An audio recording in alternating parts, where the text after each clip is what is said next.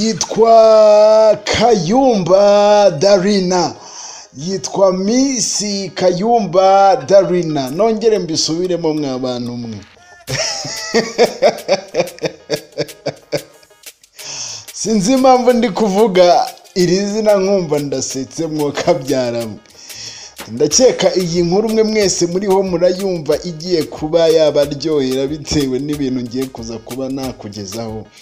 Ariko kandi nkaza kukubwira ngo ese ni iyihe nkuru twashyira muri sanse ko ibabaje cyane kuri uyu mukobwa Kayumba Darina.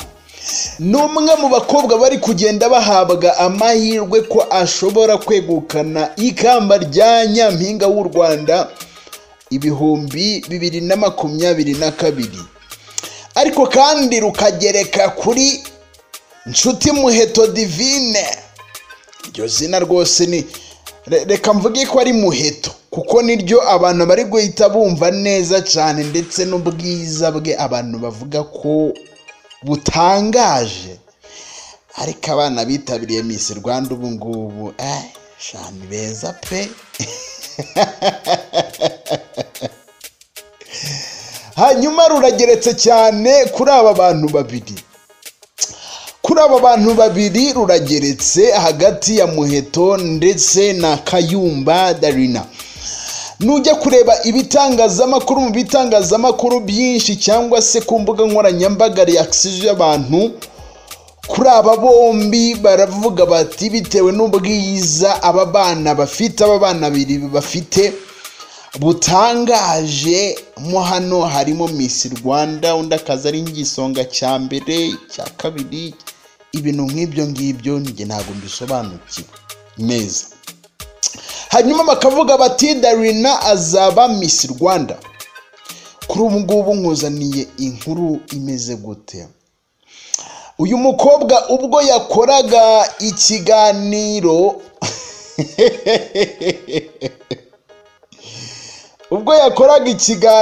anariho abantu baje kuza kuvuga bati ni ibintu bibabaje cyane, cyangwa se bamwe bagatangira kumukuraho icyizere bakavuga batese bizagenda gute. Ariyo nkuru mbi kuri uyu mukobwa wari ukunzwe n'abantu benshi hano mu gihugu cy'u Rwanda ndetse no hanze, bavuga bati uyu mukobwa azaba Miss Rwanda. Kuri ubu ngubu navuga ko ari inkuru ibabaje cyane kuri uyu mukobwa ashobora kwakira kuri iki kintu. Uti kubera iki Shadu iyi nkuru uyizanye? Uyu mukobwa hari video iri kugenda icicikana ku mbuga nkoranyambaga ahantu henshi hagiye hatandukanye bamuseka, bavuga bati wa mukobwa ibintu watangaje ni ibiki. Benshi bakavuga batese ko ni ibintu ndaza kuza kukubwira nka kuvira imuzi ukuntu ibintu bimeze. Uyu mukobwa yagize gutya abazwa.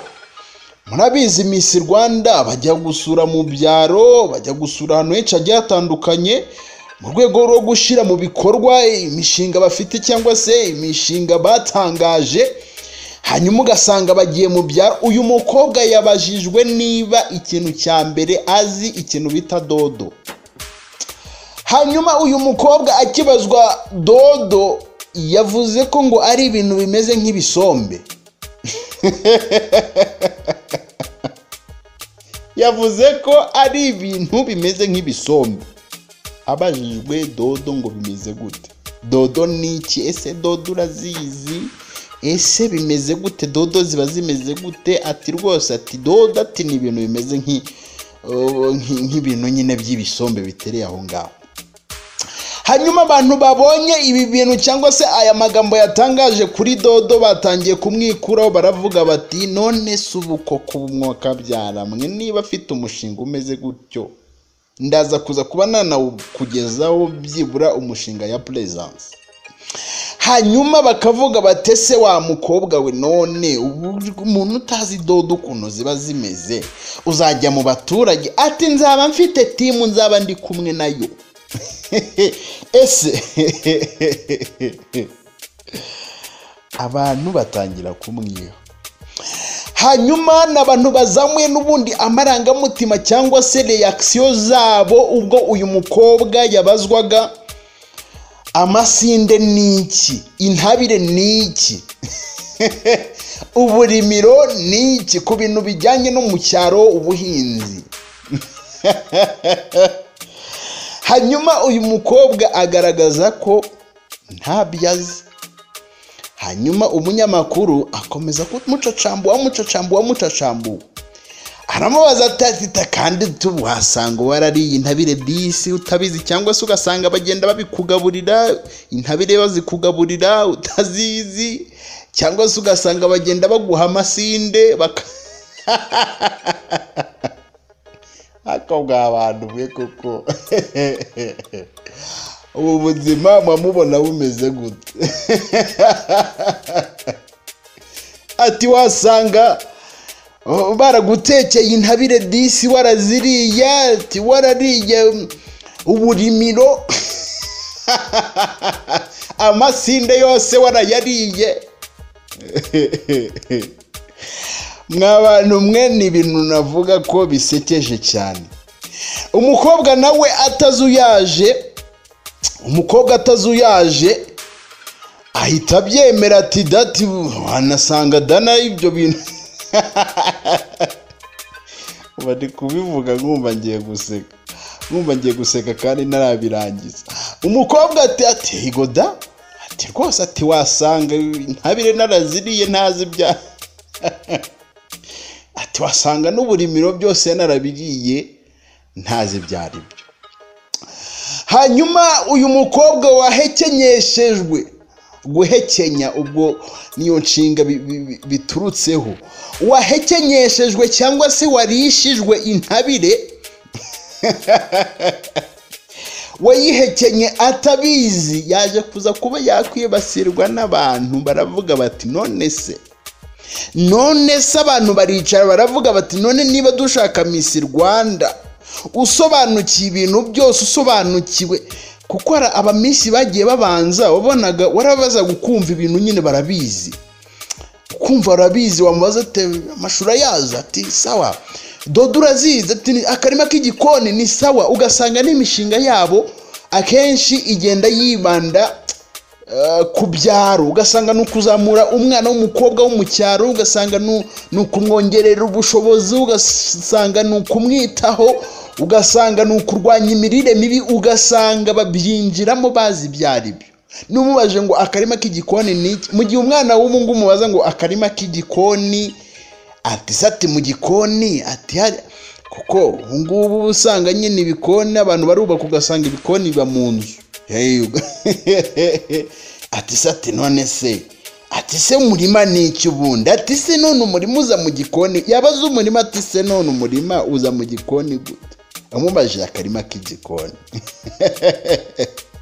Abantu rero uyu mukobwa Kayumba Darina baje kumwiha, baravuga bati se none wa mukobwa we ni gute ugiye kuduhagararira muri Miss Rwanda?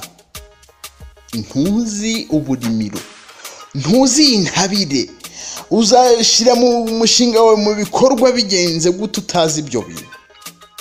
Ariko kandi akavuga ko nyine ari ugukorana nka team.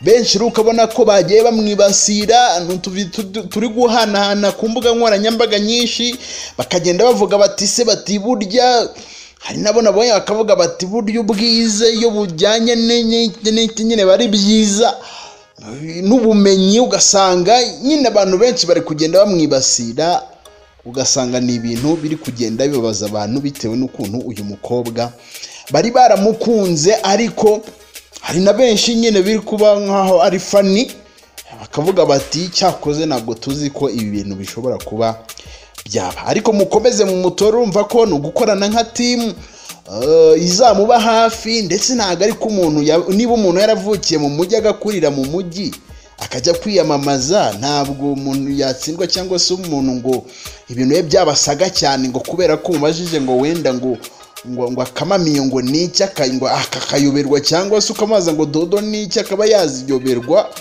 Ntago ari ibyo bintu wenda byatuma abantu bamwibasira cyane, ko bakorana nka team kugira ngo abaye Miss Rwanda umushinga we ube washyirwa mu bikorwa. Ariko kandi nubwo abantu bagiye bibasira uyu mukobwa, hari benshi bagiye bamufata nk'indorerwamo yo kuvuga ibi bintu nko gushaka kuba Miss Popularity kugira ngo ahitinge. Hari benshi bari kunyara bavuga bati no ati sinabire nta muntu wayobe bize ikinyarwanda, abantu bigaga wenda bize ikinyarwanda amashuri yize, ugasanga abantu bakagenda bavuga bati rwose nta kuntu ibi bintu byakunda ko atabazi intabire. Abantu bakavuga bati kuba yavuze ibintu nuko yarazi ko bishobora kuba byajya hanze, hanyuma utuvideo twacaracara ahantu henshi, umukobwa akaboneraho kuba niba atabaye Miss Rwanda akaba Miss Popularity bitewe n'ibi bintu yavuze. Dore ko ari na benshi hari igihe nigeze kumva umunyamujyi yigeze kujya mu cyaro abonye inka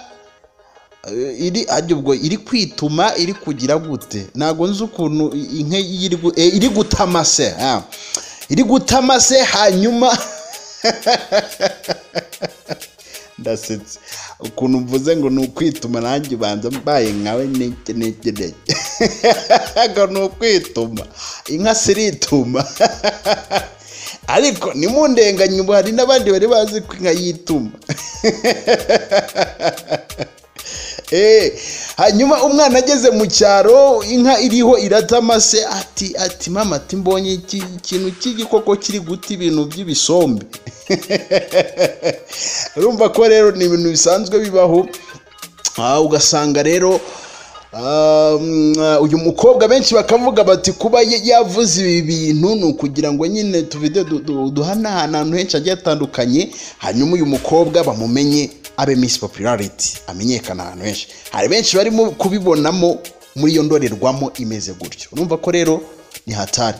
Hanyuma nayo makuru navuga ko ababajeho abantu bagiye bamwibasira bitewe n'ayo mashusho ari kugenda asakara ahantu henshi ku mbuga nkoranyambaga, mu bitangazamakuru bimwandikaho bitewe n'aya magambo uyu mukobwa yavuze, ubwo yavugaga ati rwose ati wasanga intabire narayihekenye ntabizi. Hanyuma ndabakunda cyane, nitwa Shadu, iyi ni Shadu 250 TV.